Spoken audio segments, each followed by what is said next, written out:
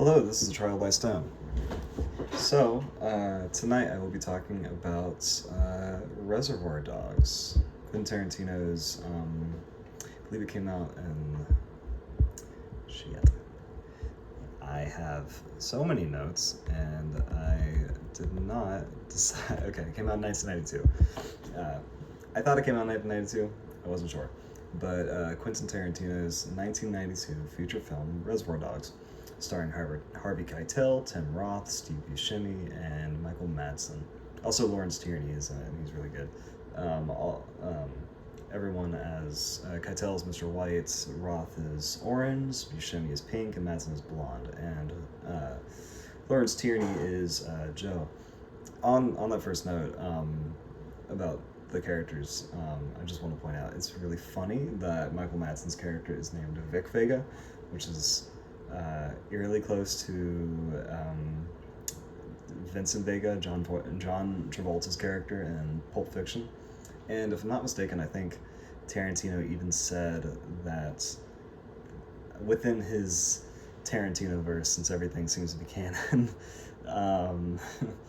that Vic and Vincent are related. They might even be brothers. But I'm not like certain on that. But yeah, so Reservoir Dogs.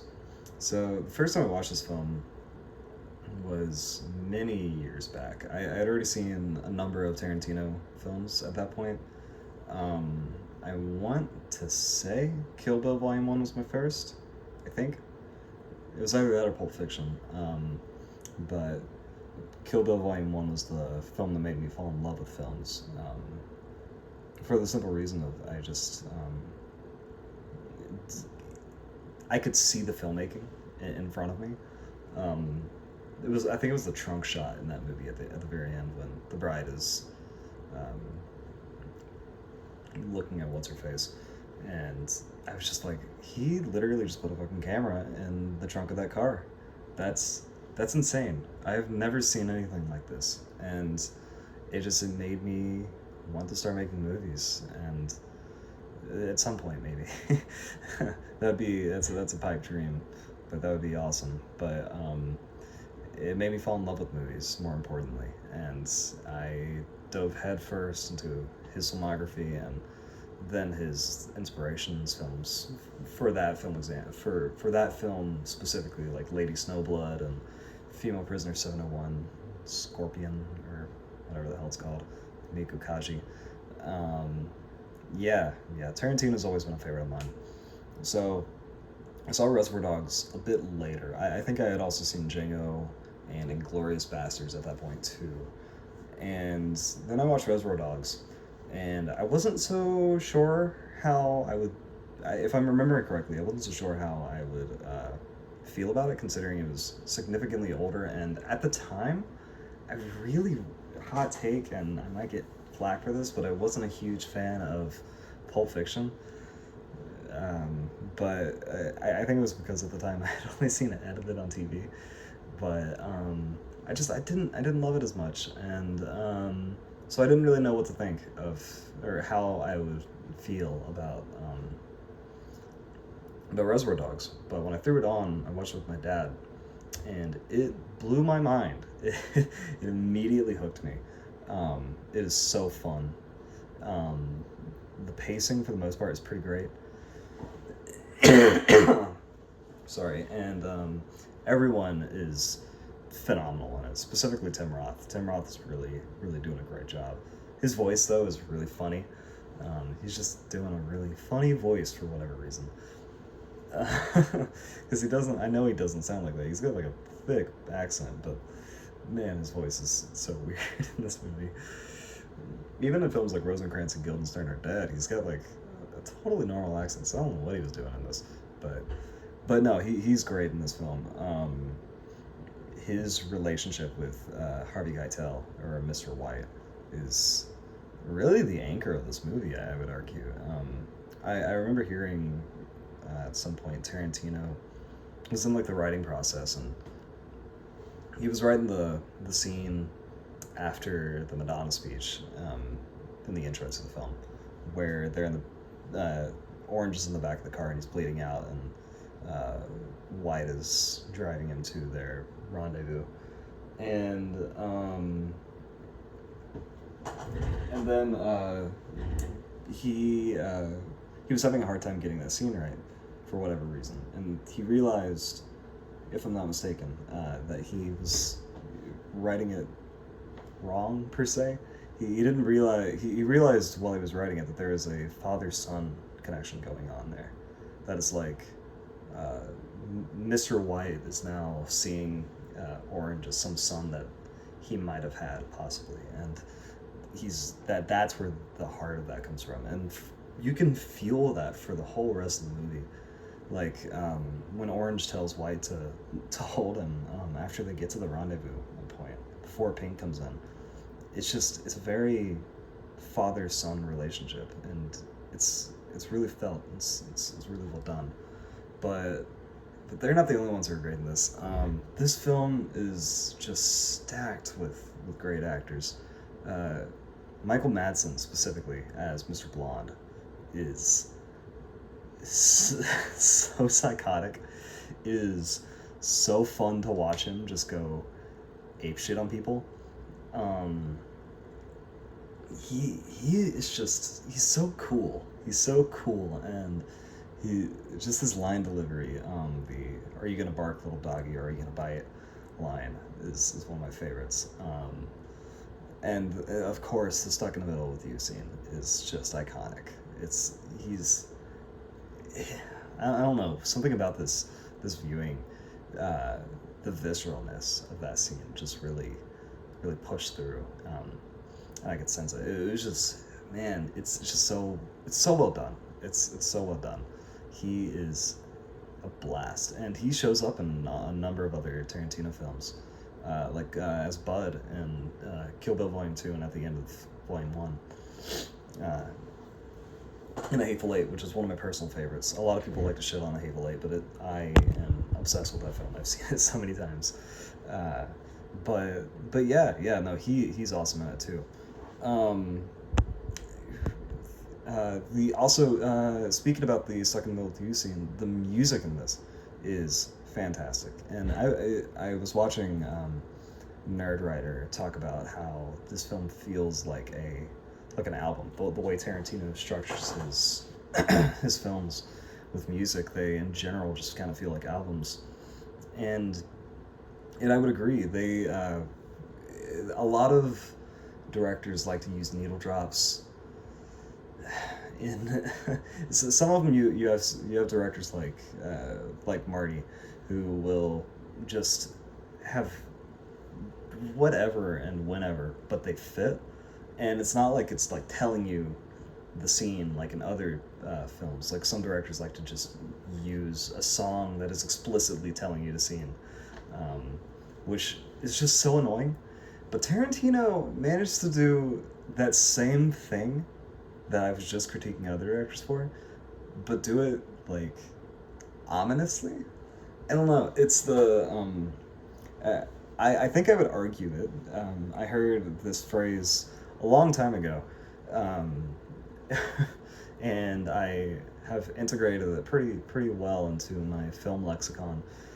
Contrapuntal scoring, and I think it's very fun, and I think that I would call specifically the stuck in the middle of you scene and the I Gotcha scene by Joe Tex as contrapuntal scoring, because they are telling you, I mean, the stuck in the middle of you scene 100% is, but the I Gotcha scene too, like, it is telling you what's going on, because they just brought the cop in there, and they're like, I gotcha, and we gotcha, or whatever. It's on the nose, but it works because they're beating up this cop and they're gonna kill him. It's horrible, but it's fun to watch. And like I just said, the stuck in the middle of you scene, and I didn't define contrapuntal scoring, but that's basically when you have a piece of music that does not fit the scene, but is played anyway to add to some discomfort or this clashing vibe that might be going on. That's what that is. And the Sucking Middle View scene is a perfect example of that, where you have this horrible scene playing out in front of you where this cop is getting his ear chopped off while Michael Madsen is just dancing with his razor blade stuck in the middle of you by Steeler's wheel. It's great. It's great stuff. Um, on top of that, I do feel, I feel like this fits pretty comfortably within Tarantino's oeuvre, his filmography. I'm just dropping words at this point that I like, but it fits really well within his filmography, because Tarantino to me has always been just this grindhouse director. That's where he grew up watching movies. He made a movie with Robert Rodriguez called Grindhouse. Like that's his thing. Every one of his movies kind of go back to that feeling. And this fits very well into that. It's super pulpy. And just watching these gangsters just not know what the hell they're doing, it's just really fun. It's just really fun. And speaking about that, it has this running theme, specifically with Mr. Pink, about professionalism, which I think is really cool, where he keeps mentioning how they have to be professional. They can't just devolve into just whatever. And because of everyone's lack of professionalism, they all die. They all get killed, except for Mr. Pink. He's the only one that goes. I used to think that. I used to think that he survived. But I was watching this on the Criterion channel, and I was watching with subtitles this time. And I noticed after he leaves, just before the cops are showing up, when White is holding Orange, you can hear some gunfire in the background. So maybe Pink died? I don't know. I like to think that he survived because it makes my point sound cooler. but yeah, it's got a whole thing about professionalism, which I think they touch on really well. On top of that, this is a very confident first feature. I've seen, because I've always heard that if you want to get into filmmaking, to base, you're not gonna make Jaws. You need to watch short films and first features, basically. So I've seen like Hard Eight by Paul Thomas Anderson. I've seen some great directors, Bottle Rocket by Wes Anderson, put out some not so great first films, and this is probably the best one I've seen. In my opinion, it's probably my favorite first feature from a director. I love this film. It's very, for the most part, it's very confident in itself. I do think, however, one of Tarantino's specialties is his dialogue. I do think in this one he does let it go on a bit too long in a few scenes. Like he's just kind of talking to himself to fill the air, which he somehow manages not to do in most of his other films. But I don't know. That's just a me thing, and I just noticed it this time. And I also think I do enjoy the non-linear story in this film, specifically how it starts in Medias Res. I think that is a very fun way to open this film, and like I said, hooks you just immediately. But on the other side of that, I do think it kind of hurts the pacing a little bit in this film, just a smidge. This film does feel a little longer than it actually is. It's only an hour and like 40 minutes. It's under 2 hours. So typically, you shouldn't really feel like you're watching a 2-hour movie, but I think in this case it does kind of feel like that. But by the time you get to that last act, where Orange reveals himself and all hell breaks loose, it's just riveting from the end. It's to the end. It's great.